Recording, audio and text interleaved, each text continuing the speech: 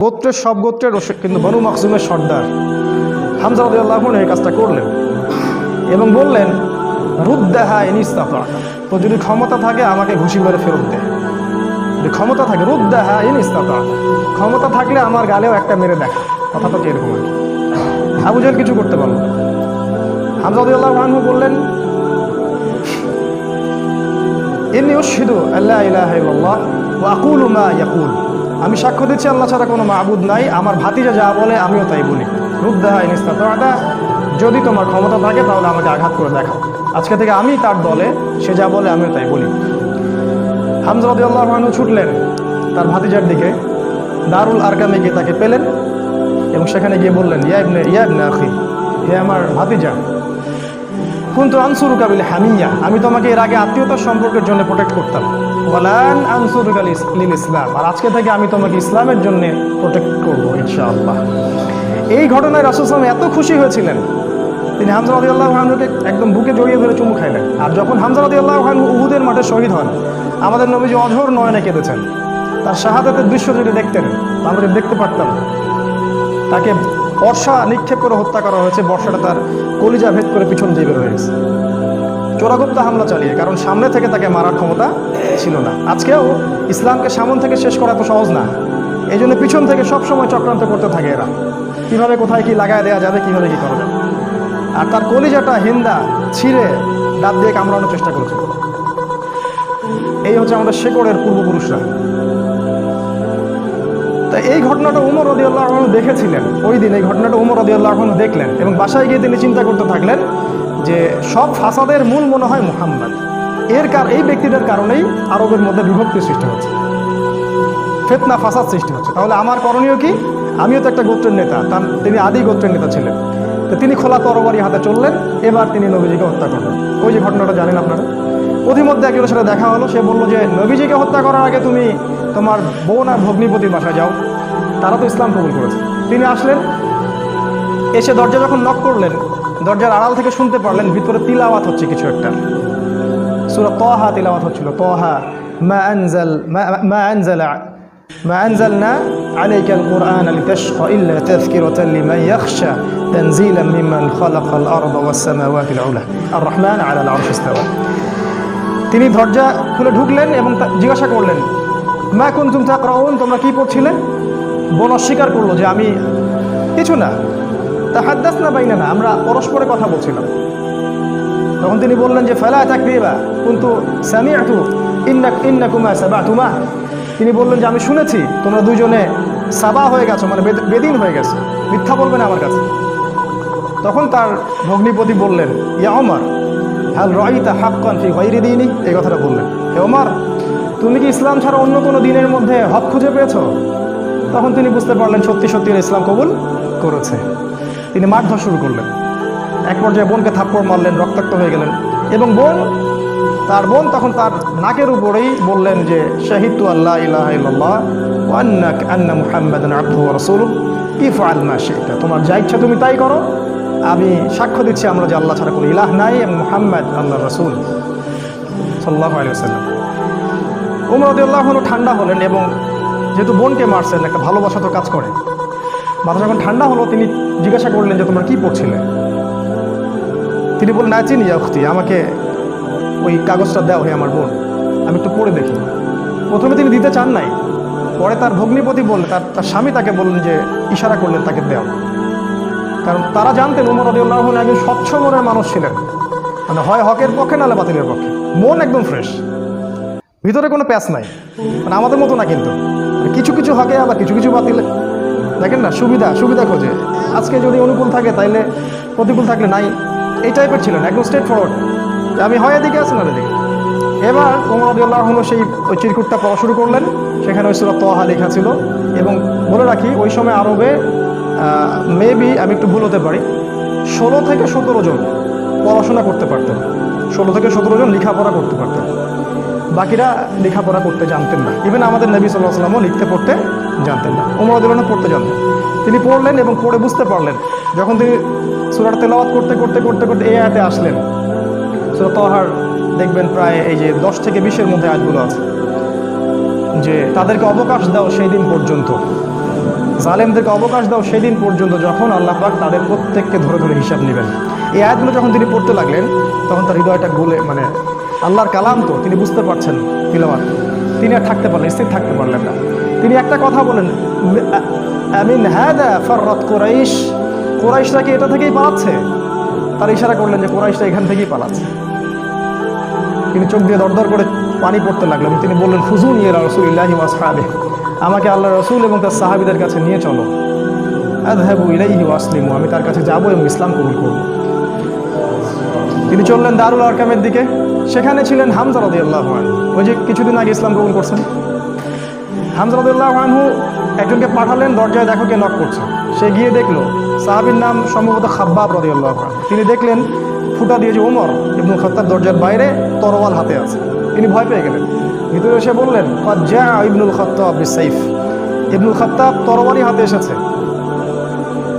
তখন ওমর, সবাই ভয় পেয়ে গেলেন, আবু বকর সিদ্দিক সহ, যে এবার না জানি কি হয়, কিয়ামত হয়ে যাবে এখানে, কারণ তার প্রচণ্ড রাগ ছিল। তিনি যে কত বড় যোদ্ধা ছিলেন সেটা বদরের মাঠে গেলে বুঝতে পারবেন। বদরের মাঠে আমরা যখন যাবো ইনশাআল্লাহ। তো হামজা রাদিয়াল্লাহু আনহু বললেন, মা লাকুম ক্বাদ ওয়াজিদতুম, তোমাদের কি হয়েছে, তোমরা ভয় পাচ্ছ কেন? ইফতাহু লাহুল বাব, তার জন্য দরজাটা খুলে দাও। লাউ ইউরিদ বিহি খায়রান ইয়াসলিম, সে যদি উত্তম কিছুর জন্য আসে ইসলাম কবুল করবে। আও ইউরিদ গায়রা যালিক ইয়াকুনু কতলুহু আলাইনা হাইয়িনা, আর যদি ও খারাপ কোনো ইন্টেনশন এখানে আসে, ওকে আমরাই ধরে মেরে ফেলে দিই। এই যে হামজা, উনিও কাউকে টানান না। তুমি এত বড় যোদ্ধা, তো কি হয়েছে, আমরাও তোমার চেয়ে কম।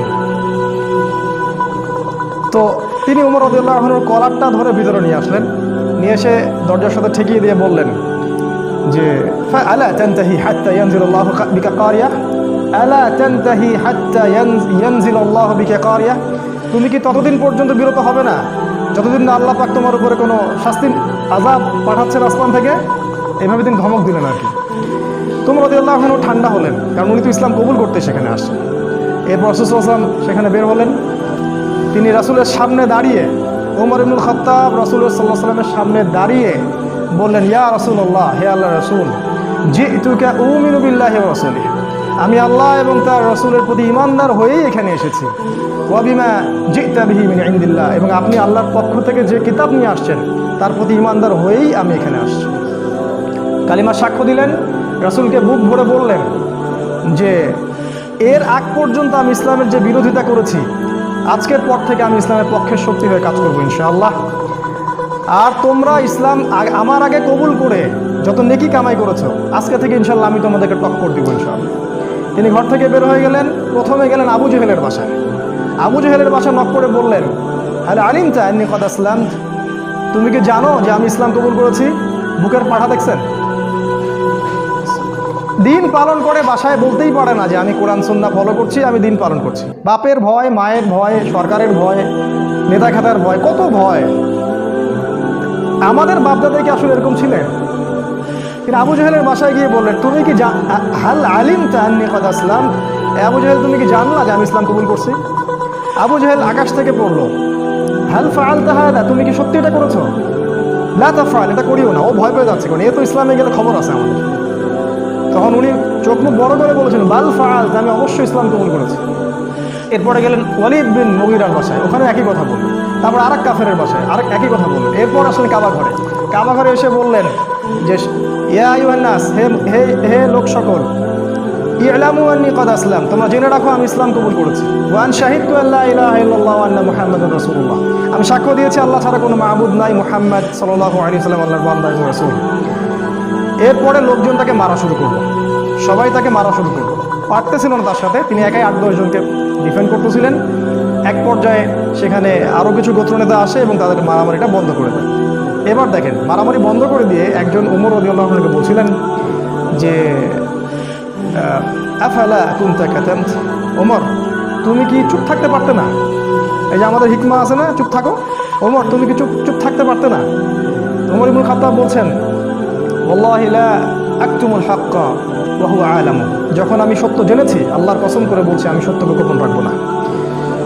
লাউ ফাররিকান্নাল হাক্কা মিনাল বাতিল কামা ফাররাকাল্লাহু বাইনাল লাইলি ওয়ান নাহার, আমি সত্যকে মিথ্যা থেকে আলাদা করে দিব, ঠিক যেমন করে আল্লাহ রাত থেকে দিনকে আলাদা করে দেন। এই ঘটনার পরে তার নাম হয়েছে আল ফারুক, পার্থক্যকারী। যেমন করে মিরাজের ঘটনার পর আবু বকর সিদ্দিকের নাম হয়েছে কি? সিদ্দিক। প্রত্যেকটা পিছনে একটা ঘটনা আছে, পড়তে হবে, এগুলো জানতে হবে। আপনি ওই রাজ্যে বিচরণ করবেন তখন ইনশাআল্লাহ। এবার ইসলাম শক্তিশালী, কারণ বড় বড় দুইজন নেতা আমাদের পক্ষে। মনে করেন পুতিন আমাদের পক্ষে, মনে করেন ওই আরও বড় বড় কিছু নেতা আমাদের পক্ষে। এখন ইসলাম শক্তিশালী, তাদের কাছে ক্ষমতা আছে, লোকজন জলবল আছে, আর অর্থ সম্পদ আছে। এবার রাসূলুল্লাহ সাল্লাল্লাহু আলাইহি ওয়াসাল্লাম এর কাছে গিয়ে ওমর রাদিয়াল্লাহু আনহু বললেন, ইয়া রাসূলুল্লাহ আলাসনা আলাল হক আলাইসু আলাল বাতিল। এভাবে বলতে থাকলেন, আমরা কি হকের উপর নাই, ওরা কি বাতিলের উপর নাই? আলাসনা মুসলিমান, আমরা কি মুসলিম না? আলাইসুল মুশরিকিন, তারা কি মুশরিক না? আমরা কেন এখানে গোপনে এভাবে ইসলামের দাওয়াত দিব? আজকে থেকে প্রকাশ্য দাওয়াত দিব। এই তারপর থেকে ইসলামের প্রকাশ্য দাওয়াত শুরু। এবং মিছিল করতে করতে তারা কাবা ঘরে গেলেন এবং সবাই স্লোগান দিতে থাকলেন, লা ইলাহা ইল্লাল্লাহ মুহাম্মাদুর রাসূলুল্লাহ, লা ইলাহা ইল্লাল্লাহ মুহাম্মাদুর রাসূলুল্লাহ। এবার আরবের লোকরা জাজল্যমান একটা দৃশ্য দেখতেছে, রেভলিউশন। হঠাৎ করে এই যে 50, 60, 70 জন মানুষ বের হচ্ছে রাস্তায় এবং কালিমার সাক্ষ্য দিচ্ছে। ওই সময় কিন্তু এই পপুলেশনটা খুব কম না, একটু বেশি। এবার নির্যাতনের মাত্রা আরও বাড়তে থাকলো। আমাদের হাতে অল্প সময় আছে, আমি 5 মিনিটে শেষ করছি ইনশাআল্লাহ। নির্যাতনের মাত্রা বাড়তে থাকলো এবং এক পর্যায়ে সাহাবীদের প্রতি এমন মর্মান্তিক নির্যাতন করা হলো। কিছু নমুনা আপনারা জানেন, ওই যে বিলাল রাদিয়াল্লাহু আনহুর ঘটনা, সুমাইয়া রাদিয়াল্লাহু আনহার ঘটনা, আবার খাব্বাব, তারপরে মুসআব বিন উমাইর, এদিকে উসমান রাদিয়াল্লাহু আনহু, ইভেন আবু বকর সিদ্দিক, সমস্ত সাহাবীকেই টর্চার করা হলো। মানে ফিজিক্যাল, মেন্টাল, ইকোনমিক্যাল, এমন কোনো টর্চার নেই যেটা করা হয়। এরপর রাসূল সাল্লাল্লাহু আলাইহি ওয়াসাল্লাম তাদেরকে বললেন, আবিসিনিয়ায় তোমরা হিজরত করো, দিন কায়েম দেখেন। অনুকূল পরিবেশে এখন আমরা প্রকাশ্যে দাওয়াত দিচ্ছি, এখানে নির্যাতন হচ্ছে, ওখানে কিন্তু বোম ব্লাস্ট করছি না। আমরা বলছি যেখানে দিন পালনের সুযোগ আছে, অনুকূল পরিবেশ আছে, তোমরা সেখানে চলে যাও। সাহাবীরা চলে গেলেন ইথিওপিয়ায়, ওই যে আমি গতদিন খুতবায় বলেছিলাম, আবিসিনিয়ায়। ওখানে একজন বাদশা ছিলেন, সেই বাদশার নাম নাজাশি। সে ছিল একজন খ্রিস্টান নাসারা, একজন খ্রিস্টান আমাদেরকে আশ্রয় দিল। সব খ্রিস্টান এক না, সব খ্রিস্টান এই পশ্চিমা সভ্যতার মতো ওই ছেলে ছেলে বিয়েকে জায়েজ বলে না। এরা গডলেস পিপল, এই পৃথিবীর সবচেয়ে বড় জালেম এবং ফেরাউন এরা, এবং আবু জেহেলও বটে। এই বাদশা নাজাশি আমাদেরকে আশ্রয় দিলেন, আমরা রেফিউজি ছিলাম সেখানে, ওরা আমাদেরকে আশ্রয় দিল এবং আমরা সেখানে শান্তিপূর্ণ একটা পরিবেশে দিন পালন করতে থাকলাম। প্রথমে একবার হিজরত হলো, তারপর আরও একটা দল হিজরত করলো এবং কাফেররা বসে থাকেনি, তারাও সেখানে কূটনৈতিক তৎপরতা চালালো। আমর ইবনে আসকে সেখানে পাঠানো হয় এবং সেখানে মোনাজারা, বাহাস হয়। সেই বাহাসে জাফর রাদিয়াল্লাহু আনহু ওই বাদশার সামনে দাঁড়িয়ে সূরা মারিয়াম তেলাওয়াত করেছিলেন। আর ওই বাদশা কিন্তু ছিল নাসারা বা খ্রিস্টান। সূরা মারিয়ামের তেলাওয়াত শুনে সেই বাদশার চোখ দিয়ে ঝরঝর করে পানি পড়তে থাকে। তিনি বুঝতে পারলেন যে এটা আল্লাহর পক্ষ থেকে এসে। তিনি বলেছেন একটা কথা, এটা লোক সামলাতে পারছেন। তিনি বলেছেন যে ইন্নাহা লাহুদান ইয়াখরুজু মিন মিশকাতিন ওয়াহিদা মা আনজালাল্লাহু আলা ঈসা ইবনে মারইয়াম ইন্নাহা লাহুদা ইয়াখরুজু মিন মিশকাতিন ওয়াহিদা। এটা বলেছেন এই বাদশা নাজাশি। বলেছিলেন যে তুমি যে তেলাওয়াত করলে, শুনে মনে হচ্ছে ঈসার কাছে যেটা এসেছিল এটা সেই একই আলোক বর্তিকা থেকে এসেছে। এ তো খ্রিস্টান, এই কি এদের মতো খ্রিস্টান? এরা কি এখান থেকে হেদায়েত নেবে না? সেই বাদশা নাজাশি মুসলিমদেরকে আশ্রয় দিলেন, সেখানে আমরা থাকলাম। এক পর্যায়ে এদিকে নির্যাতন আরও বাড়তে থাকলো। রাসূল সাল্লাল্লাহু আলাইহি ওয়াসাল্লাম এবং সাহাবীদেরকে 3 বছর বয়কট করা হলো। 3 বছর তারা ওই যে পাহাড়ের পাদদেশে, ওটাকে বলা হয় শিয়ারে আবু তলেব, সেখানে 3 বছর গাছের ছাল পাতা খেয়ে গেছে। সামান্য ভাই কষ্ট করে একটা সেমিনারে আসতে পারেন না, দিন কায়েমের স্বপ্ন দেখেন, সামান্য 10টা টাকা খরচ করতে পারেন না, মাসে কেন দিতে পারতেছেন না? সামান্য একটু সিরা পড়বেন, সেটা পড়তে পারেন না। দিনের জন্য সামান্য একটু এফোর্ট দিবেন, জানমাল ব্যয় করবেন, কোন মুখ দিয়ে সাহাবীদের নাম উচ্চারণ করেন? 3 বছর শুধু গাছের ছাল পাতা খেতে গেছে। ওই সময় অনেক ত্রাণ আসতো, হামজা রাদিয়াল্লাহু আনহু ত্রাণ ফেরত দিতেন। ত্রাণের দরকার নাই, আল্লাহ রিজিক দিবেন। কি ইমান, কি জজবা! আমাদের বাপদাদা সবাই, আমাদের শেকড়, আমাদের গায়ে তাদেরই রক্ত আছে, কিন্তু কোনো না কোনোভাবে উপমহাদেশ ইসলাম তারা প্রচার করেছে। যাই হোক, এবার এই বয়কটটা যখন উঠে যায়, তখন রাসূল সাল্লাল্লাহু আলাইহি ওয়াসাল্লাম তায়েফে হিজরত করলেন। সেখানে ঘটনা আপনারা জানেন। সেখান থেকে তাকে মারধর করে বের করে দেওয়া হয়। তিনি আবার মক্কায় চলে আসেন। এবার মক্কায় তিনি যখন স্টে করলেন, নবুয়তের 10, 11 আর 12 এই 3টা বছর, শেষ করছি আমি। 10, 11, 12 এই 3টা বছরে মদিনা ইয়াসরিব থেকে প্রথমে 6 জন, তারপরে 12 জন, তারপরে 73 জন, পরপর 3 বছরে 3টা গ্রুপ আসলো। প্রথমে 6 জন, তার নেতৃত্বে ছিলেন আসাদ বিন জুরারা, তারপরের বছর 12 জন, তারপরের বছর 73 জন, আর 2 জন নারী, মোট 75 জন। এই 75 জন এসে রাসূলের কাছে বায়াত করলেন। বায়াত করে রাসূলকে বললেন যে আপনি মদিনায় হিজরত করেন। এবার রাসূল সাল্লাল্লাহু আলাইহি ওয়াসাল্লাম সাহাবীদেরকে নিয়ে মদিনায় হিজরত করলেন। আর মদিনায় হিজরত করার পরে সেখানে ইসলামিক স্টেট বা খিলাফা স্টেট কায়েম হলো। তারপরে দিন কিভাবে কায়েম হলো সেটা আমরা ইনশাআল্লাহ সালাতের পর শিখবো ইনশাআল্লাহ। জাযাকুম। আসসালামু আলাইকুম রাহমাতুল্লাহ। বিসমিল্লাহি আউয়ালুহু ওয়া আখিরুহু আলহামদুলিল্লাহ। প্রশংসা সেই আল্লাহ পাকের জন্য যিনি আমাদেরকে মাগরিবের সালাতের পর আবারও বসার তৌফিক দান করেছেন। সবাই বলি আলহামদুলিল্লাহ। হৃদয়ের অন্তঃস্থল থেকে দরুদ পাঠ করি আমাদের প্রিয় নবী মুহাম্মদ রাসূলুল্লাহ সাল্লাল্লাহু আলাইহি ওয়াসাল্লামের প্রতি। আল্লাহুম্মা সাল্লি আলা মুহাম্মদ, আল্লাহুম্মা বারিক আলা মুহাম্মদ। মাগরিবের সালাতের আগ পর্যন্ত আমরা যতটুকু আলোচনা করেছিলাম মদিনায় হিজরত পর্যন্ত। হিজরতের যে মূল ঘটনাটা, সেই ঘটনাটা হচ্ছে যে ইয়াসরিব বা মদিনা থেকে প্রথমে 6 জন যুবক মক্কায় আসেন হজের মৌসুমে। হজ কিন্তু তখনও ছিল, মানে এই হজ সিস্টেম না, বিকৃত হজের সিস্টেম। কারণ তারা দাবি করতো যে আমরা ইব্রাহিম আলাইহিস সালামের রিলিজিয়ন ফলো করি। মক্কার কুরাইশরা এটা দাবি করতো আমরা ইব্রাহিমী দিন ফলো করি, এই জন্য তারা হজও কিন্তু করতো। এখনও দেখবেন, এখনও যারা মুশরিক আকীদা লালন করে তারাও কিন্তু বছর বছর হজ উমরা ঠিকই করে, এটা নতুন কিছু না। তো এই হজের মৌসুমে ইয়াসরিব থেকে প্রথমে 6 জন যুবক এই মক্কায় আসে হজ করতে, যারা আগে শুনেছিল যে শেষ জামানায় একজন নবী আসবেন। এই যে শেষ জামানা সম্পর্কে সচেতনতা, এটা নতুন কিছু না, এটা সবাই করেছে আগে যুগে যুগে। ইহুদিরা খুঁজে খুঁজে বেড়াতো যে কবে নবী বের হবে, আমরা কবে তার কাছে বায়াত নিব। যখন দেখলো নবী ইসমাইল আলাইহিস সালামের বংশ থেকে আসছে, তখন তারা আর সেখান থেকে বায়াত নিল না, উদ্ধত অহংকার করলো। অথচ আমরা কিন্তু ওদের কাবা বাইতুল মাকদাসকে কেন্দ্র করে দীর্ঘদিন নামাজ পড়েছি, এটা বোঝানোর জন্য যে একই সোর্স থেকে সব নবী এসেছেন। যাই হোক, এই 6 জন যুবকের নেতৃত্ব দিয়েছিলেন আসাদ বিন জুরারা রাদিয়াল্লাহু আনহু, একজন সাহাবী। তিনি রাসূল সাল্লাল্লাহু আলাইহি ওয়াসাল্লামের সাথে দেখা করলেন 6 জন সাহাবীকে সাথে নিয়ে। আমাদের নবীজি সাল্লাল্লাহু আলাইহি ওয়াসাল্লাম কোরআন পাঠ করে শোনালেন, তাদেরকে ইসলামের দাওয়াত দিলেন এবং এই 6 জন ইসলাম কবুল করলেন আলহামদুলিল্লাহ। এই প্রথম মদিনা থেকে কেউ এসে ইসলাম কবুল করলো। এর আগ পর্যন্ত দেখলেন দীর্ঘ 10 বছর কত চড়াই উতরাই আমাদেরকে পার হতে হলো। এদিকে কাফেরদের নির্যাতন কিন্তু ব্যাপক হচ্ছিল। বয়কট করেছে 3 বছর, তার পরের বছর খাদিজা রাদিয়াল্লাহু আনহা মারা যান, একই বছর চাচা আবু তালেবও মারা যান, মাত্র 3 দিনের ব্যবধানে সম্ভবত। এবং এতে করে নির্যাতন আরও বেড়ে যায়, ওখানে থাকা আমাদের জন্য কষ্টকর হয়ে যায়। তখন নবীজি চাচ্ছিলেন হিজরত করার জন্যই, আল্লাহ পাকের আদেশের অপেক্ষা করছিলেন। এই জন্য প্রথমে তিনি আবিসিনিয়ায় পাঠিয়েছেন সাহাবীদেরকে, তারপর নিজে গিয়েছেন তায়েফে। আপনারা জানেন তায়েফ থেকে তাকে রক্তাক্ত হয়ে ফিরে আসতে হয়। তায়েফবাসী ইসলাম কবুল করেনি। সেখানে 3 জন ভাই ছিল, আব্দে ইয়ালাইল, আব্দে মাসউদ আর হাবিব বিন আমর। এরা নবীজিকে পাথর নিক্ষেপ করে মাথা ফাটিয়ে দিয়েছিল, ছোট ছোট ছেলেপেলেদেরকে লেলিয়ে দিয়েছিল, যারা নবীজিকে রক্তাক্ত করেছিল। আমাদের নবীজি তাদের জন্য বদদোয়া করেননি, বরং দোয়া করেছিলেন যে আমি আশা করি আল্লাহ পাক এর পরবর্তী জেনারেশন থেকে এমন কাউকে বের করবেন যারা আল্লাহর একত্ববাদে বিশ্বাস করবেন। একটা তথ্য দিয়ে রেখে আপনাদেরকে, আবু হুরায়রা রাদিয়াল্লাহু আনহু কিন্তু ওই তায়েফবাসীরই সন্তান। যদি নবীজি ওই দিন বদদোয়া করতেন তাহলে আমরা আজকে আবু হুরায়রা রাদিয়াল্লাহু আনহুকে পেতাম না। তার কাছে কিন্তু আসমান, এই যে আপনার পাহাড় পর্বতের ফেরেশতাকে পাঠানো হয়েছে। পাহাড় পর্বতে ফেরেশতা থাকে, এই কথা আমাদের গডলেস ওয়ার্ল্ড বিশ্বাস করবে না, এডুকেশন সিস্টেম সেকুলার কনসেপ্ট আর বিশ্বাস করবে না। তো আমরা ওদেরকে বলি তোমরা গেট লস, তোমরা কিন্তু দূর হবে না। পাহাড় পর্বতে ফেরেশতা যখন এসেছিলেন বলেছিলেন আল্লাহ পাক আপনার সাথে তায়েফবাসী যা করেছে আল্লাহ পাক দেখেছেন, আপনি যদি চান 2 পাহাড়কে পিষে একদম তায়েফকে শেষ করে দিব। নবীজি বললেন আমি চাই, আল্লাহ পাক ওদেরকে হেদায়েত দান করুন।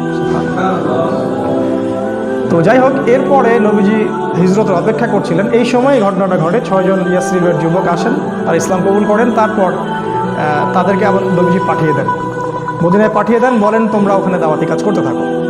পরের বছর নবুয়তের এটা ছিল 10ম 11তম বর্ষে তারা আরও 6 জনকে সাথে নিয়ে আসে। দেখেন দিন কায়েম কেমন করে হচ্ছে, প্রথমে গোপন দাওয়াত, তারপরে প্রকাশ্য দাওয়াত, তারপরে একদম যখন আমাদের জনবল বেশি হয়ে গেল, মানে বড় বড় নেতা খেতা মানুষ টাইপের সবাই আমাদের দলে চলে আসলো, তখন আমরা আরও মানে কি বলবো ফ্রিকোয়েন্সির সাথে দাওয়াত দিয়ে শুরু করলাম। এবং যত ফ্রিকোয়েন্ট দাওয়াত হবে তত নির্যাতন বেশি হবে, এটাই সুন্নাহ। এটা হতে থাকলো। এক পর্যায়ে হিজরত করলাম, বয়কট করলো, সোশ্যাল বয়কট, অর্থনৈতিক বয়কট, সব কিছু করলো। তারপরে আমরা হিজরতের জন্য অপেক্ষা করছিলাম। এই 12 জন, এর পরের বছর আরও 6 জন, 6 যোগ 6 মোট 12 জনকে তারা নিয়ে আসলেন। এই 12 জনের সাথে নবী সাল্লাল্লাহু আলাইহি ওয়াসাল্লাম একজন সাহাবীকে মদিনায় পাঠালেন। বিখ্যাত সে সাহাবী, তার নাম হচ্ছে মুসআব বিন উমাইর রাদিয়াল্লাহু তাআলা আনহু। তিনি প্রচণ্ড রকম ধনীর দুলাল ছিলেন, ইসলামের জন্য সব ছেড়ে দিয়েছিলেন। যখন উহুদের মাঠে তাকে শহীদ করা হয়, তখন তাকে কবর দেওয়ার মতো একটা জামা পর্যন্ত পাওয়া যায়নি, তাকে ঘাস দিয়ে ঢেকে কবর দেওয়া হয়েছে। আমরা যারা দায়ী, তার কি মুসআব বিন উমাইর?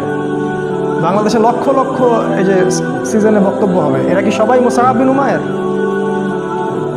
আলাদা জিনিস।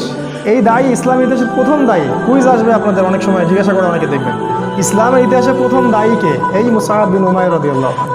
তাকে নবীজি পাঠালেন এই 12 জনের সাথে মদিনায়। এবার তিনি গিয়ে মদিনার ঘরে ঘরে দাওয়া দিতে থাকলেন। আর মদিনায় ছিল আউস এবং খাজরাজ, দুইটা গোত্র আপনারা জানেন। মদিনায় ছিল আউস এবং খাজরাজ, এর পাশাপাশি কিছু ইহুদি ছিল, বনু নাজির, বনু কোরাইজা, আর কি একটা কি জানি, বনু কাইনুকা, মাশাআল্লাহ, জাযাকাল্লাহ। এই 3টা গোত্র ছিল ওই মদিনায়। আর কিছু কিছু মুশরিকও ছিল। এই মুশরিকরা পরে মুনাফিক হয়ে যায় আর কি, আব্দুল্লাহ বিন উবাইয়ের অনুসারী।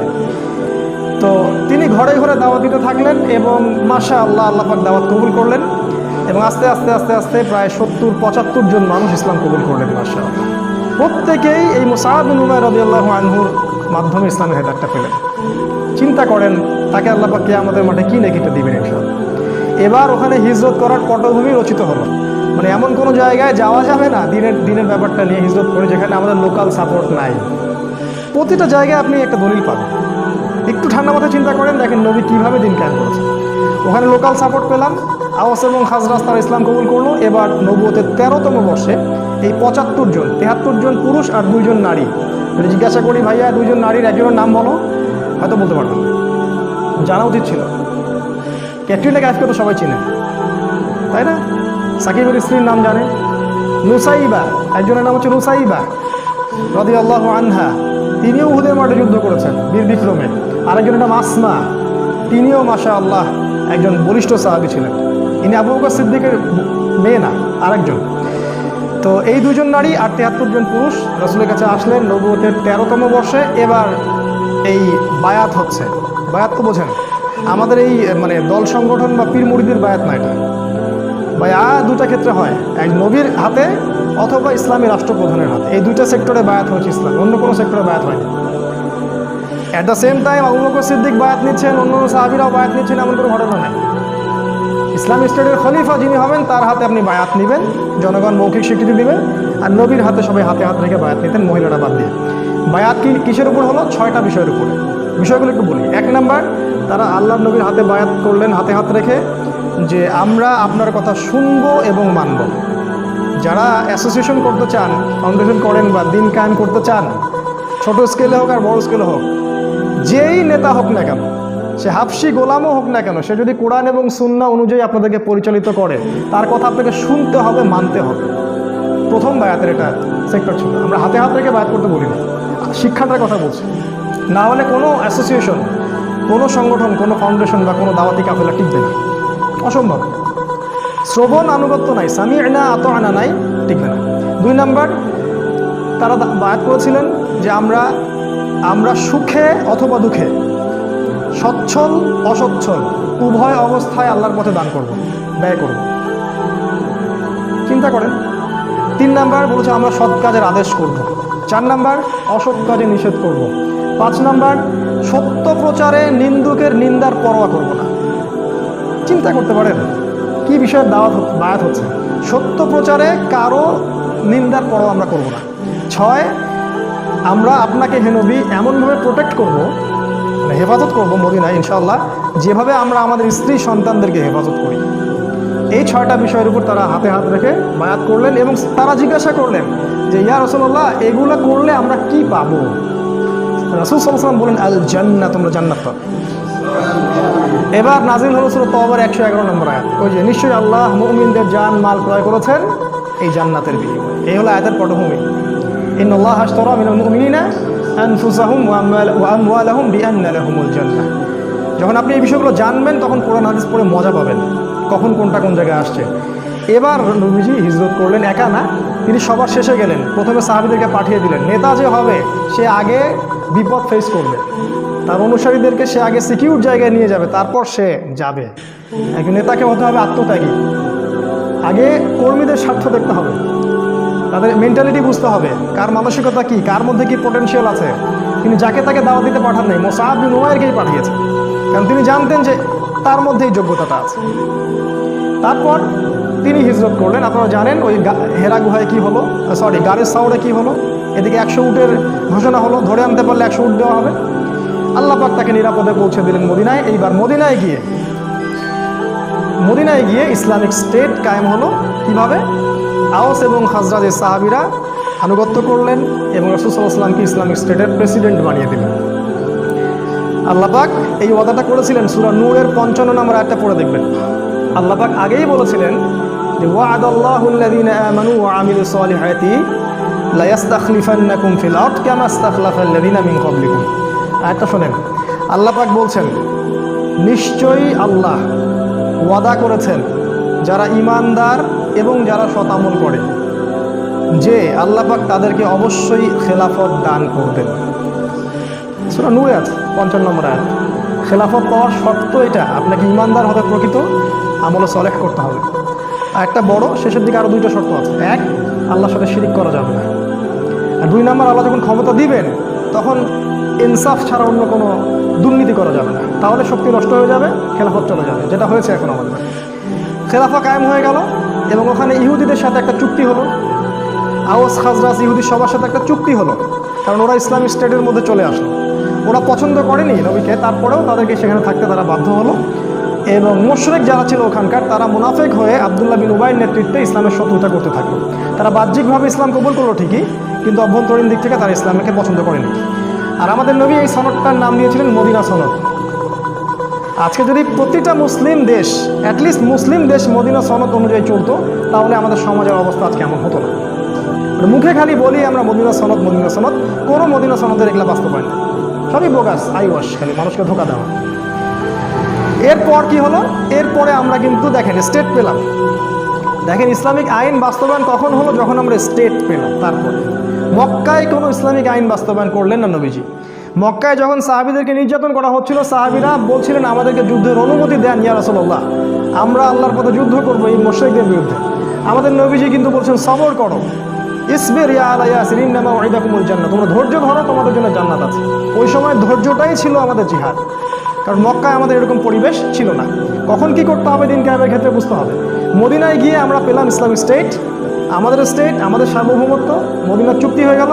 এবার আমরা ইকোনমির দিকে ফোকাস করলাম, অর্থনীতি শক্তিশালী করা শুরু করলো, সামরিক প্রশিক্ষণ দেওয়া শুরু করলো, সাহাবীরা অস্ত্রশস্ত্র বানানো শুরু করলেন, একদম কূটনৈতিক তৎপরতা শুরু হলো এবং সারিয়া অভিযান শুরু হলো। আজকে ওই গোত্রে তো কালকে ওই গোত্রে, কারণ আমাদের মিলিটারি পাওয়ার আছে এখন আমরা ফোর্সফুলি অন্য গোত্রে যাচ্ছি এবং ইহুদিকে ইসলামের দাওয়া দিচ্ছি। কোনো কোনো ক্ষেত্রে ওরা যদি অন্যায় করে আমাদের বিরুদ্ধে, আমরা ওখানে অস্ত্র দিয়ে প্রতিবাদ করছি। এক পর্যায়ে মুশরিকরা মক্কার, তারা যখন বদর প্রান্তে আসলো, তখন আমরা ওখানে গেলাম। আমরা আক্রমণ করিনি বদরে। তোমরা যারা ইসলামকে জঙ্গিবাদের আর এই যে সন্ত্রাসের ধর্ম বানিয়েছো মিডিয়ার মাধ্যমে, তোমাদের মতো ছোট লোকের পৃথিবীতে কারণ নেই, এদের মতো বড় মিথ্যাবাদী এই পৃথিবীতে কারণ কেউ নেই।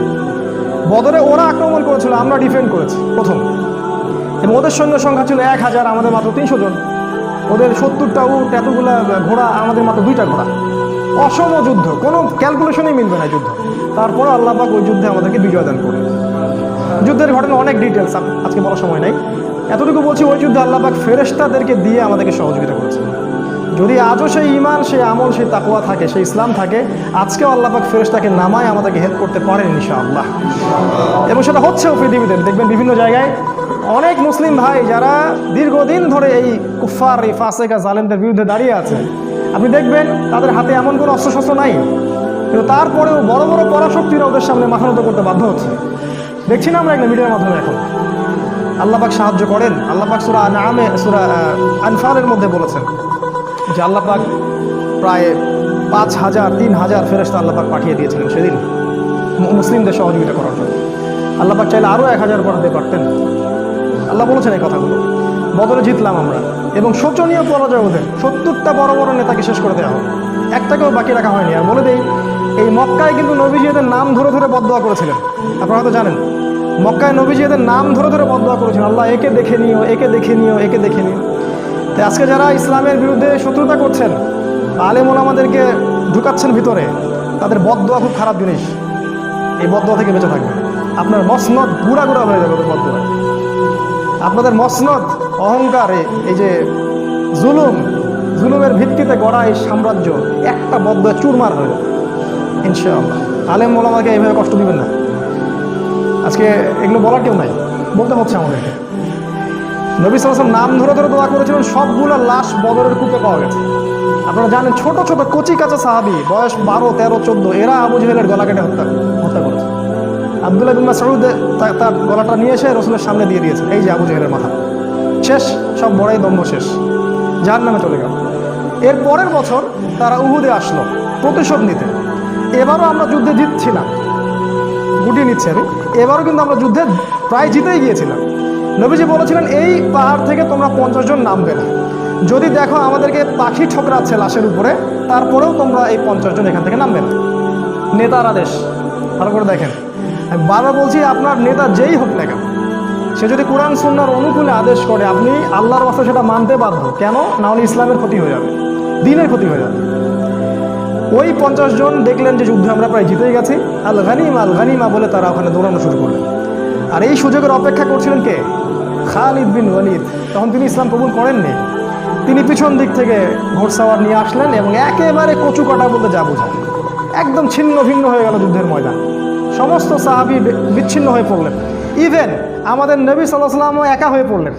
তার পাশে মাত্র 7 জন কি 9 জন সাহাবী বাকি ছিলেন। আমাদের নবীজি বললেন, কে আছো এদের থেকে আমাকে প্রোটেক্ট করবে? একটা একটা করে সাহাবী বলছিলেন, আমি আমি আমি, এবং জীবন দিচ্ছিলেন। তালহা রাদিয়াল্লাহু আনহু তিনি বলেছেন যে আমার এই বুকের মধ্যে তীর এসে লাগছিল এবং আমার ওই সময় ঘুম পাচ্ছিল। সুবহানাল্লাহ। এবং সাকিনা আল্লাহ পাক দিয়েছিলেন, তিনি এক হাতে তরবারি নিয়ে লড়াই করছিলেন। তার গায়ে পরে দেখা গেছে 70টা অস্ত্র চোটের দাগ আছে, 70টার মতো। এ তালহা রাদিয়াল্লাহু আনহা, তাকে বলা হয় জীবন্ত শহীদ। তার পাশেই মাত্র 7 থেকে 9 জন সাহাবী ছিলেন। তারা প্রত্যেকে জীবন উৎসর্গ করে নবীজিকে প্রোটেক্ট করলেন। আমাদের নবীজি আহত হলেন, তার দাঁত ভেঙে গেল। এইখানে এই ডান চোয়ালের ভিতরে কড়া আছে না, লৌহ বর্মের কড়া, এটা ঢুকে চলে গেছে। 3 জনের নাম আজকে বলতেছি না, সময় কম, সময় লেগে যাবে। এই 3 জন নবীকে আক্রমণ করেছিল আর কি। ইবনু কামিয়া একজনের নাম, একজন সাদ ইবনে আবি ওয়াক্কাসের ভাই, এরা মিলে নবীকে আক্রমণ করেছিল। তো নবীজি রক্তাক্ত হলেন, আহত হলেন এবং সাহাবীরা প্রায় 70 জন সাহাবী শহীদ হয়ে গেলেন। তার মধ্যে বিখ্যাত সাহাবী হামজা রাদিয়াল্লাহু আনহু ছিলেন, যাকে বর্ষা নিক্ষেপ করে হত্যা করা হয়। এই মুসআব বিন উমাইর রাদিয়াল্লাহু আনহুও শহীদ হয়ে গেলেন। এগুলো বলার আমার খুব পিপাসা ছিল, ইনশাল্লাহ পরে এক সময় হবে। যে এই সাহাবীর ডান হাত কেটে ফেলা হয়, ডান হাত দিয়ে অস্ত্র চালাচ্ছিলেন, ডান হাত কেটে ফেলা হয় অস্ত্রের আঘাতে, তারপর বাঁ হাত দিয়ে তরবারি চালাচ্ছিলেন। একজন মুসলিম কখনো পরাজিত হয় না শেষ পর্যন্ত সে সার্ভাইভ করার চেষ্টা করবে। তারপর তিনি বুকের সাথে পতাকাটাকে জড়িয়ে রেখেছিলেন। এই অবস্থায় তাকে দ্বিখণ্ডিত করে হত্যা করা হয়। এই হলো মুসআব বিন উমাইর রাদিয়াল্লাহু আনহু। এরকম অসংখ্য সাহাবী, 70 জন সাহাবী সেদিন শহীদ হয়ে গেলেন। কেন? ওই যে নেতা আদেশ করেছিলেন, ওখান থেকে নেমো না, যদি আমাদেরকে দেখো পাখি ঠোকরাচ্ছে তাও নেমো না। তারা কিন্তু দৌড়ালেন গানিমা। এই ভুলের মাসুল দিতে হলো এবং সাময়িকভাবে আমরা উহুদ যুদ্ধে কিন্তু মোটামুটি বলা যায় পরাজিত দ্বার প্রান্তে চলে গেলাম। যদিও বা তারপরে ওই সাহাবীদের মাধ্যমে এবং আল্লাহ রাসূল ডাক দিলেন, এই সাহাবীরা তোমরা আমার কাছে চলে আসো। তখন সাহাবীরা যখন তার কাছে আসলেন, নবী সাল্লাল্লাহু আলাইহি ওয়াসাল্লাম আস্তে আস্তে করে উহুদ পাহাড়ের দিকে উঠে গেলেন এবং তাকে সেভ করা হলো। কিন্তু ব্যাপক ক্ষতি হয়ে গেল ইসলামে, 70 জন সাহাবী শহীদ হয়ে গেলেন। এই হলো উহুদ। তারপরে আসলো খন্দক। পরের বছর তারা আবার আক্রমণ করলো। এবার তারা ওই ইহুদিদের সাথে চুক্তি করে আক্রমণ করলো। ভিতরের ইহুদি বনু কুরাইজার সাথে চুক্তি করে তারা আক্রমণ করলো। ভিতরেও শত্রু, বাইরেও শত্রু, কি করবে? এখন সালমান আল ফারসি তিনি পরামর্শ দিলেন, ইয়া রাসূলুল্লাহ, সামনে একটা খন্দক খুঁড়ে ফেলেন। এটা হচ্ছে পারস্যের টেকনিক, মানে ওই সময় ইরাক ইরান এই জায়গার টেকনিক, যুদ্ধ টেকনিক, কৌশল। খন্দক থাকলে ওরাও আসতে পারবে না, আমরাও ডিফেন্ড করতে পারবো। আমাদের নবীজি খেয়ে না খেয়ে সেই খন্দক খুঁড়লেন নিজে, খালি পেটে, পেটের মধ্যে পাথর বেঁধে। প্রত্যেক সাহাবীকে 10 হাত করে জায়গা দেওয়া হলো, তোমরা খোঁড়ো। আজকে আমরা যারা দিনের রিপ্রেজেন্টেটিভ আর কি, দিনের জন্য কিছু কাজ করতে নিজের অপমান মনে হয়, ছোট মনে হয়, তাই না? আমাদের নবীজি নিজে সেখানে খন্দক খুললেন, এত বড় নেতা হয়েও। আজকে আমাদের অপমান ফিল হয় দিনের জন্য কাজ করতে। দিনের কোনো কাজই ছোট না। এবং ওই সময় অনেক মোজেজা দেখা গেল, নবীজির বরকতে খাবার বেড়ে গেল, অনেক ঘটনা ঘটেছে। যাই হোক, ওরা আক্রমণ করলো কিন্তু ওরা কিছু করতে পারলো, কারণ খন্দক ছিল। এই প্ল্যানটা খুব মাস্টার প্ল্যান ছিল। এই টেকনিকটা আরবের কেউ তখন দেখে নাই, প্রথম দেখা হলো। আর সালমান আর ফার্সিকে আল্লাহ রসুল একজন বুকে জড়িয়ে ধরলেন। তিনি বললেন, সালমান মিন আহলি বাইত, সালমান আজকে থেকে আমার পরিবারের একজন। চিন্তা করছেন, সালমান আমার পরিবারের একজন আজকে থেকে। এই জন্য শিয়ারা তাকে নিয়ে একটু বেশি বাড়াবাড়ি করে। এই জন্য বুঝবেন, এখন বুঝবেন জিনিসগুলো। তারপরে এবার সেখানে একজন বিখ্যাত সাহাবী ছিলেন, সাদ ইবনে মুআজ রাদিয়াল্লাহু আনহু। তার একটা কথা ছিল, এই কথাটা বলে আমি আগাচ্ছি। তিনি বলেছিলেন, ইয়া রাসূলুল্লাহ, আপনি যুদ্ধ করেন, আমরা মুসাকে তার কম যা বলেছিল আমরা কখনো আপনাকে সেটা বলবো না। আপনি যদি আমাদেরকে নিয়ে সমুদ্রে ঝাঁপাতে চান, আমরা আপনার সাথে সমুদ্রেও লাফ দিতে প্রস্তুত আছি। পাবেন এরকম অনুসারী? এখন এরকম মুসলিমদের পাবেন? এই সাদ বিন মুআজ রাদিয়াল্লাহু আনহুকে এই খন্দকের যুদ্ধে শহীদ করা হয়। এবং তিনি দোয়া করেছেন, আল্লাহ, মুশরিকদের সাথে যদি কোনো যুদ্ধ বাকি থাকে আমাকে জীবিত রেখো। তিনি শহীদ হলেন এবং শহীদ হওয়ার আগে বললেন যে আজকের পর থেকে মুশরিকরা আমাদেরকে আর আক্রমণ করবে না। আমি আল্লাহর কাছে দোয়া করেছিলাম, যদি মুশরিকদের সাথে কোনো যুদ্ধ বাকি থেকে থাকে, আল্লাহ আমাকে আপনি বাঁচিয়ে রাখেন। আজকে আমি শহীদ হচ্ছি, তার মানে এরপর থেকে ইসলাম আরও সামনের দিকে যাবে, আর ওরা আমাদেরকে আক্রমণ করতে পারবে। এবং তাই হলো। এরপর থেকে তারা আর আমাদেরকে আক্রমণ করতে পারলো না। এরপর থেকে সব কাউন্টার অ্যাটাক শুরু হলো এবং আমরা এবার অফেন্সিভলি অ্যাটাক করা শুরু করলাম। আগে আমরা ডিফেন্স করছিলাম, এবার আমরা অ্যাটাক করা শুরু করলাম। আস্তে আস্তে আরবের বিভিন্ন গোত্রগুলো আমরা আস্তে আস্তে করতলগত করলাম।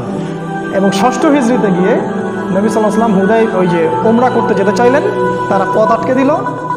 এবং ওখানে খালিদ বিন ওয়ালিদ অন্যান্য সাহাবী, ওই সময় তারা মানে কুফার ছিলেন, তারা পথ আটকে দিল। সেখানে চুক্তি হলো, হুদায়বিয়ার চুক্তি, 10 বছর আমরা লড়াই করব না, আমাদের কেউ আপনাদের ওখানে গেলে আপনারা ফিরিয়ে দিবেন, আপনাদের কেউ আসলে আমরা ফিরিয়ে দিব না, ইত্যাদি। সবগুলোতে নবীজি বললেন, ঠিক আছে, তোমরা যা বলবো তাই। কারণ নবীজি জানতেন কোনো মুসলিম মুরতাদ হয়ে তোমাদের দলে যাবে না, যদি আসে তাহলে তোমাদের থেকে আমাদের এখানে আসবে। এবং তিনি চাচ্ছিলেন, দেখেন মাস্টার প্ল্যানটা ছিল এই নবীজির মাস্টার প্ল্যান। দিন কায়েম মানে আপনাকে মাস্টার প্ল্যান করতে হবে, একদম বড় প্ল্যান, ছক কষে আপনাকে প্ল্যান মাফিক যেতে হবে। সেটা হলো নবীজি চাচ্ছিলেন আগে বড় শক্তিটার সাথে আমরা চুক্তিবদ্ধ হই, তারপরে আমি ছোট ছোট সবগুলোকে দেখে নেব। কারণ ছোট ছোট কারা? মদিনার মুনাফিক, ওই বনু কুরাইজা, বনু কাইনুকা, বনু নাজির, এদেরকে দেখতে হবে, কারণ এরা আমাদের খুব ক্ষতি করছে। ইহুদি হচ্ছে একটা সবচেয়ে বি ক্লাস একটা জাত আর কি। এবার নবীজি যখন মুশরিকদের সাথে 10 বছর চুক্তি হয়ে গেল, তিনি নিশ্চিত হয়ে গেলেন এরা আর আমাদেরকে এখন আক্রমণ করবে না, চুক্তিবদ্ধ আছি আমরা। এবার তিনি খায়বার অ্যাটাক করলেন কাউকে না জানিয়ে। ইভেন তার স্ত্রীকেও তিনি বুঝতে দিলেন না যে কালকে সকালে আমি আক্রমণ করতে যাচ্ছি। দেখেন কি মাস্টার প্ল্যান। এবং খায়বারের পতাকা দিলেন তিনি আলী রাদিয়াল্লাহু আনহুর হাতে। এবং তিনি বললেন যে কালকে আমি এমন একজনের হাতে পতাকা দিব যাকে আল্লাহ ভালোবাসেন, তার রসুলও ভালোবাসেন। সবাই আশা করছিলেন যে আমি হব সেই সাহাবী, কিন্তু সকালবেলা তিনি খুঁজলেন আলী কোথায়।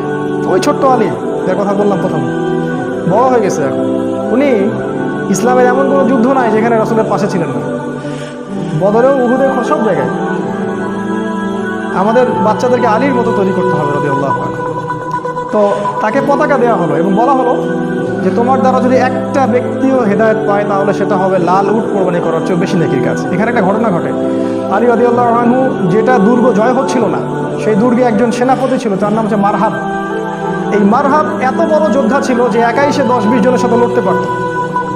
আলী রাদিয়াল্লাহু আনহু তার সামনে দাঁড়িয়ে বললেন, আমার মা আমার নাম রেখেছে হায়দার। এবার দ্বন্দ্বযুদ্ধ শুরু হলো। ও প্রচণ্ড আক্রমণ করলো। মানে ইতিহাসের বইগুলোতে এসেছে যে আলী রাদিয়াল্লাহু আনহু ঢালটা হাত থেকে পড়ে যায়। আর আলী রাদিয়াল্লাহু আনহুকে আল্লাহ পাক ওই সময় এমন শক্তি দেন যে হাত দিয়ে তিনি বাঁ হাত দিয়ে লোহার কপাটটা খুলে ঢাল হিসেবে ব্যবহার করেছিলেন। এবং তার একটা কোপ এই মারহাবের মাথা থেকে শুরু করে একদম পা পর্যন্ত বডিটা পুরো দ্বিখণ্ডিত হয়ে গেল এবং তরোয়ালটা মাটিতে গেঁথে গেল। এইভাবে মারহাবকে নিহত হতে হয় এবং আলী রাদিয়াল্লাহু আনহুর মাধ্যমে এই দুর্গটা জয় হয়, নামুস দুর্গ। পরে দেখবেন এবার খায়বার বিজয় হয়ে গেল। খায়বার বিজয়ের পর প্রচুর সম্পত্তি পেলাম আমরা, গনিমতের মাল। এবং মুসলিমদের মধ্যে যারা দরিদ্র ছিল সবার ইকোনমিক অবস্থা ভালো হয়ে গেল। আল্লাহর পথে জিহাদ করবেন না, কখনো অর্থনৈতিক স্বাবলম্বিতা আসবে না। শুধু ওই ধার ঋণ আর ওই ইয়ে করে আমাদের চললে হতে হবে না।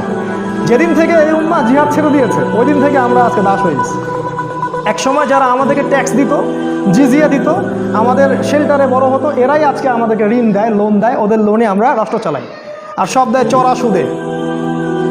সুদ খাওয়াবে আপনাকে এই কারণে যাতে আপনার দোয়া কবুল না হয়।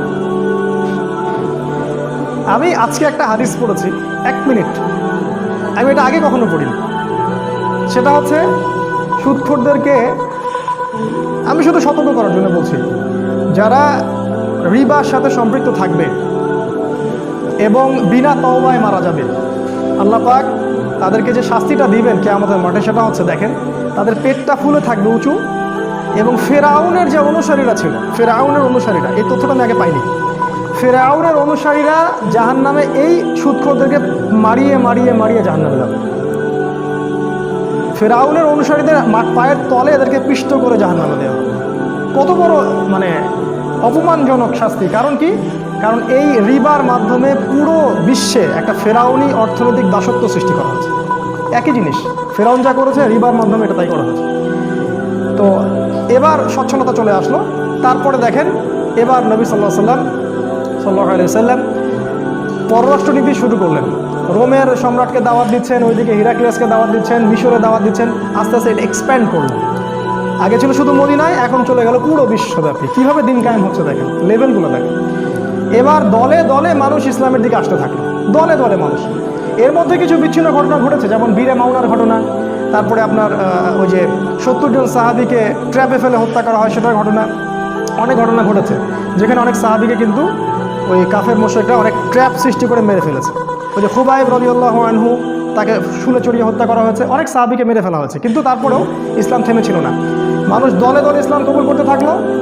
এবং রাসূল সাল্লাল্লাহু আলাইহি ওয়াসাল্লাম এবার মক্কা অভিমুখে অভিযান দেওয়ার মনস্থ করলেন। তিনি একটা ওসিলা খুঁজছিলেন, আল্লাহ পাক সেই ওসিলা দিয়ে দিলেন। কারণ মদিনার শেল্টারে একটা গোত্র ছিল আর মক্কার শেল্টারে একটা গোত্র ছিল। কোনো না কোনোভাবে এই দুই গোত্রের একটা দ্বন্দ্ব হয়ে যায়, এবং ওই মুশরিকদের আন্ডারে যে ছিল তারা মুসলিমদের একজন মানে যেটাকে বলে জিম্মি, তাকে হত্যা করে এবং তারা চুক্তি লঙ্ঘন করে। এবার নবী সাল্লাল্লাহু আলাইহি ওয়াসাল্লাম সুযোগ পেয়ে গেলেন, প্রায় লক্ষাধিক সৈন্য বলা হয় সাহাবী নিয়ে তিনি মক্কা অভিমুখে রওনা হলেন, এবং কাউকে না জানিয়ে উল্টো দিক দিয়ে, যাতে ওরা বুঝতে না পারে মক্কায় যাচ্ছি। ট্যাকটিক কত স্মার্ট তিনি দেখেন, মুশরিকদের সাথে চুক্তি করে খায়বার অ্যাটাক করলেন। কারণ বড় শত্রু আমাকে এখন কিছু করতে পারবে না, এখন আগে একে দেখে নিই, তারপরে আমি একে দেখে নিই। আমাদের মতো ওইখানে মসজিদে আসো যাও এই কনসেপ্টে তিনি বিশ্বাসী ছিলেন না। প্ল্যান করে আগাতেন যে এরপরে কি তারপরে কি, তিনি কখনো ক্লান্ত হতেন না। এগুলো সুন্নাহ, স্ট্র্যাটেজিক সুন্নাহ। তারপর মক্কা যখন অ্যাটাক করা হয় তখন মক্কার মুশরিকরা বুঝে ফেললো আর আমাদের গত্যন্তর নাই। এবার আবু সুফিয়ান পর্যন্ত এসে কি করলো জানেন তো? আবু সুফিয়ান পর্যন্ত এসে নতজানু হয়ে ইসলাম কবুল করলো। কিন্তু প্রথমে কবুল করতে চায়নি, পরে কিন্তু কবুল করলো নতজানু হয়ে। এবং রাসূল সাল্লাল্লাহু আলাইহি ওয়াসাল্লাম বিনা যুদ্ধে পুরো মক্কাটাকে জয় করলেন। আমাদের নবী রাহমাতুল্লিল আলামিন মক্কার প্রতিটা মানুষকে মাফ করে দিলেন। তবে তিনি এক শ্রেণীর মানুষকে মাফ করেন নাই। কাবার গেলাফ ধরা অবস্থায় তাকে হত্যা করা হয়েছে। তারা কারা? যারা নবীজিকে গালি দিয়ে কবিতা লিখে কষ্ট দিয়েছিল, তাদেরকে তিনি মাফ করেন। আর আজকে আমরা বাক স্বাধীনতার নামে আমাদের প্রিয় নবী মুহাম্মদ সাল্লাল্লাহু আলাইহি ওয়াসাল্লামের শানে, তার সম্মানে, তার ইজ্জতে আঘাত করি আর দাবি করি যে আমরা বড় মুসলিম কান্ট্রি, 90% মুসলিমের দেশ। সুবহানাল্লাহ, আল্লাহ পাকের কাছে দোয়া করি আল্লাহ পাক এদের মসনদকে গুড়িয়ে দেন, ধ্বংস করে দেন। যাদের নবীকে গালি দেওয়ার পর যাদের হৃদয়ে আঘাত লাগে না, যাদের কষ্ট হয় না, নিজের বাবাকে গালি দিলে কষ্ট লাগে, নবীকে গালি দিলে কষ্ট লাগে না, তাদের জন্য বদদোয়া ছাড়া আমাদের ভিতর থেকে দোয়া আসে না। কিছু করার নাই, মাফ করবেন, দোয়া আমাদের ভিতর থেকে আসে না, কারণ নবীর প্রতি আপনি রেসপেক্ট দেখাতে পারেননি। আমাদের নবী সবাইকে মাফ করে দিলেন। আনতুমুত তুলাকা, তোমরা সবাই আজকে ক্ষমাপ্রাপ্ত, তোমাদেরকে মাফ করে দিলাম। কিন্তু কাবার গেলাফ ধরা অবস্থাতেও তিনি ওই রাসূলকে গালি দানকারী ওই ব্যক্তিকে হত্যা করলেন, গলা কেটে ফেললেন, তাকে মাফ করলেন না। এবার ইসলাম দেখেন মক্কা, শুধু মদিনায় না, পুরো মক্কা জাজিরাতুল আরবে প্রতিষ্ঠা হয়ে গেল। এরপর তিনি তায়েফে আক্রমণ করলেন। ওই যে তায়েফ, যারা তাকে বের করে দিয়েছিল, দেখেন আজকে ফল না পেলেও দিনের কাজের ফল আপনি আগামীতে পাবেন। এত অধৈর্য হওয়ার কিছু নাই। এত অধৈর্য হবেন না। তায়েফবাসী তাকে বের করে দিল, তিনি পরে ওই তায়েফ অ্যাটাক করলেন, সেখানে আবার ইসলামের পতাকা প্রতিষ্ঠিত হলো। এরপর তিনি হুনাইন অ্যাটাক করলেন, হুনাইন, সেখানে কিন্তু সাহাবীদের মধ্যে একটা চেতনা ছিল যে আমরা জিতবো। আল্লাহ পাক ওই যুদ্ধে কিন্তু ওদেরকে একটা শিক্ষা দিয়েছেন। সো তবায় দেখবেন সাহাবীরা বলেছিল আমরা আজকে সংখ্যায় অনেক, আমাদেরকে কে হারাতে পারবে। কিন্তু ওই সময় পদস্খলন হলো এবং অল্প কিছু হুনাইনের সৈন্য কাফের তারা কিন্তু মুসলিমদেরকে একটা ছিন্ন ভিন্ন অবস্থা করে ফেলল। এটাকে শিক্ষা কি? কখনো সংখ্যা এগুলো নিয়ে গর্ব করতে নাই। কাম মিন ফিআতিন কলিলা গালাবাত ফিআতান কাসীরা, কতই না ক্ষুদ্র দল বড় বড় দলের উপর বিজয়ী হয়েছে। প্রতিটা যুদ্ধে আমরা ছিলাম অল্প সংখ্যক। আমাদের শক্তি ঈমান থেকে আসবে। আরবিতে একটা প্রবাদ আছে, এটা বলি, লোভ সামলাতে পারছি না। আল ইয়াদু লা ইয়াহমিলু সাইফ আল কলবু ইয়াহমিলু, আরবিতে বলে যে হাত তরবারি ধারণ করে না, তরোয়াল কলব ধারণ করে। মানে কলিজা লাগে তরোয়াল ধরতে, হাত লাগে না। এটা হচ্ছে বাংলা কথা আর কি। তো যে সংখ্যা আধিক্য এগুলো আমাদের পাওয়ার না, আমাদের পাওয়ার ঈমান, তাকওয়া এবং তাওহীদ ও সুন্নাহ। এবার হুনাইনও আমাদের আন্ডারে চলে আসলো। দেখেন পুরো জাজিরাতুল আরবই আমাদের আন্ডারে চলে আসলো। এবার বিদায় হজ হলো, নবীজি সবার সামনে ভাষণ দিলেন। বিদায় হজের ভাষণ নিয়ে আলাদা খুতবা দেওয়া যাবে, এত বিশাল এবং শিক্ষণীয় ভাষণ। তিনি সমস্ত শিরক, সমস্ত যে বেদাত, সমস্ত দুর্নীতি, পাপাচার, সুদ পায়ের তলে পিষ্ট করে দিলেন এবং পুরো আরবের মধ্যে ভাই ভাই ভ্রাতৃত্ব ছড়িয়ে দিলেন। তিনি বললেন আজকে থেকে অনারবের উপর কোনো অধিকার নাই, আরবের উপর কোনো কর্তৃত্ব নাই, লালের সাদার উপর কোনো কর্তৃত্ব নাই, সাদার কালোর উপর কোনো কর্তৃত্ব নাই। কুল্লুকুম মিন আদম, তোমরা সবাই আদম সন্তান, আদম মিন তুরাব, এবং আদম মাটির সন্তান। ইসলামী ভ্রাতৃত্ব প্রতিষ্ঠা হলো, পুরো জাজিরাতুল আরব ইসলামের করতলগত হলো। এরপর আপনারা জানেন আবু বকর সিদ্দিক, ওমর, ওসমান, আলী, আর অনেক সময় চলেছে। ইভেন এই 1914 আগ পর্যন্ত খেলাফতের একটা সেল ছিল অটোম্যানদের মাধ্যমে। আর আজকে আমরা বিগত 100 বছর থেকে আমাদের অবস্থা মনে হচ্ছে আমরা মিসকিন, আমরা এতিম, আমাদের কেউ নাই, আমরা দুর্বল, আমাদের অর্থ নাই, অস্ত্র নাই, নেতা নাই। না, আমরা আজকে এই আলোচনাটা এই জন্যই করলাম যাতে করে আপনারা শিকড় চিনতে পারেন। নবী সাল্লাল্লাহু আলাইহি ওয়াসাল্লাম এভাবে দাওয়াতি কাজ করে দিন কায়েম করেছেন। এটা হচ্ছে ইকামতে দ্বীনের সুন্নতি পদ্ধতি। শেষ করার আগে এতটুকু বলবো যে দেখেন, নবী সাল্লাল্লাহু আলাইহি ওয়াসাল্লামের সুন্নাহ এখনও আছে, আল্লাহ পাকের কিতাব কোরআন এখনও আছে, সে আল্লাহর ফেরেশতারা জীবিত আছেন, সে আল্লাহ পাক জীবিত আছেন। আমরা ইসলাম যারা ধারণ করি আমরাও এখনও মাঠে আছি। আমরা আল্লাহ পাককে ছেড়ে কাকে, কোন অদৃশ্য শক্তিকে ভয় করছি এই দিনের পথে বিজয়ের কাফেলায় অংশগ্রহণ করার বদলে? সে আল্লাহ এখনও জীবিত, সেই কোরআন সুন্নাহ আমাদের কাছে আছে। আজও যদি সেই ঈমান আমাদের কাছে থাকে, ইনশাআল্লাহ আবারও এই পৃথিবীতে খেলাফা কায়েম হবে ইনশাআল্লাহ। যেটা আল্লাহ পাক জানিয়েছেন আমাদেরকে তার নবীর মাধ্যমে, আগামী দিনগুলোতে ইনশাআল্লাহ আবারও জেরুজালেম থেকে সেই খেলাফা প্রতিষ্ঠিত হবে ইনশাআল্লাহ। ট্যাকটিক অ্যাপ্লাই করতে হবে, রাসূলের সুন্নাহ ফলো করতে হবে। যখন যে পরিবেশ পরিস্থিতি সেই অনুযায়ী কাজ করতে হবে। প্রথমে গোপন দেওয়া, দেন প্রকাশ্য দেওয়া, অনুকূল পরিবেশ, প্রয়োজনে হিজরত, ইসলামিক স্টেট, যুদ্ধ, জিহাদ, সামরিক প্রশিক্ষণ, সব কিছুই এর অন্তর্ভুক্ত। খালি একটা দিকে ফোকাস করলে দিন কায়েম কখনই হবে না। আল্লাহ পাক আমাদের সবাইকে এই আলোচনাটাকে বোঝার তৌফিক দান করুন, আল্লাহুম্মা আমিন। আমাদের সবার মাঝে রাসূলের সুন্নাহকে জাগ্রত করুন, আমাদেরকে কোরআন এবং সুন্নাহর চেতনায় আল্লাহ পাক বলিয়ান করুন এবং আমাদেরকে আল্লাহর জন্য, আল্লাহর দ্বীনের জন্য আমাদের জান, মাল, সময়, শ্রম যা আছে সব কিছু ব্যয় করে দিন প্রচার ও প্রতিষ্ঠা এবং ইকামতের দিনের কাজে আল্লাহ পাক আমাদেরকে নিবেদিত প্রাণ করে দিন, আল্লাহুম্মা আমিন। আকুলু কওলি হাযা আস্তাগফিরুল্লাহ লি ওয়া লাকুম ওয়া লিসাইরিল মুসলিমিন। যারা এই সেমিনারটা অ্যারেঞ্জ করেছেন, যারা অনেক শ্রম দিয়েছেন, কষ্ট করেছেন, তাদের সবাইকে আমরা জাযাকুমুল্লাহ খায়রান